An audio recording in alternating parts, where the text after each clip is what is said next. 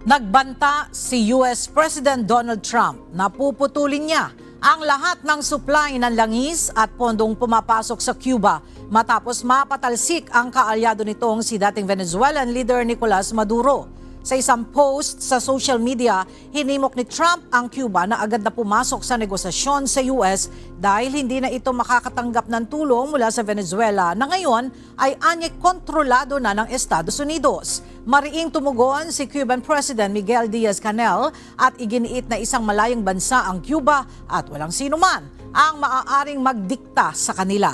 Sinabi rin ng pamahalaan ng Cuba na may karapatan silang kumuha ng supply ng langis mula sa sinumang handang makikipagkalakalan sa kanila.